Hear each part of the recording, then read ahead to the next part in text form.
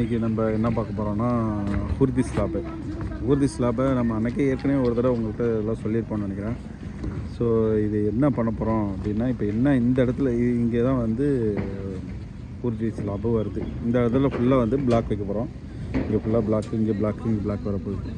இப்போ இதில் வந்து நம்ம ட்ராயிங்கை பார்ப்போம். இதில் பார்த்தீங்கன்னா உங்களுக்கு தெரியும், இந்த ட்ராயிங்கில் இங்கே கொடுத்துருக்க இந்த போர்ஷனில் தான் நம்ம நின்றுட்டுருக்கோம். ஓகே, இப்போ இந்த போர்ஷனில் ஹிட்டன் பீமு இங்கே இருக்குது. ஸோ ஹிட்டன் பீம்னா இதுதான் ஹிட்டன் பீம். ஓகே, இந்த ஹிட்டன் பீமில் அவங்க HP1 ஹிட்டன் பீம் என்ன கொடுத்துருக்காங்க அப்படின்னா, கீழே வந்து 620, ஸோ 4 2 6 20 போட்டிருக்கு. மேலே வந்து 5 16 ராடு.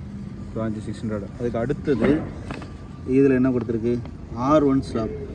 R1 அப்படின்னா இங்கே என்ன கொடுத்துருக்கு பாருங்க, R1ல் 140 180 216 212. கீழே பார்த்தா தெரியும் 216 கீழே இருக்குது 2, இங்கே வந்து 212 மேலே இருக்குது.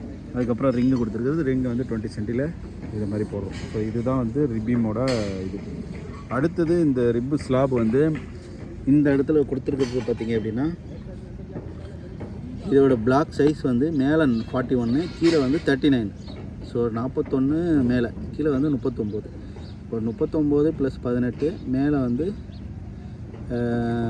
41 + 14. அதுக்கு தகுந்த மாதிரி நம்ம இங்கே வந்து பிளான் பண்ணி இந்த பீமை வந்து ப்ளேஸ் பண்ணுறோம்.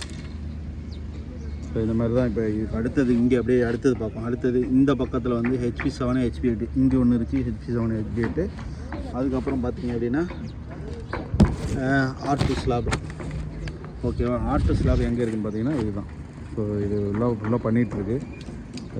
அதுக்கப்புறம் உங்களுக்கு டீட்டெயிலாக வேறு என்ன வேணுமோ நான் சொல்கிறேன். ஓகே.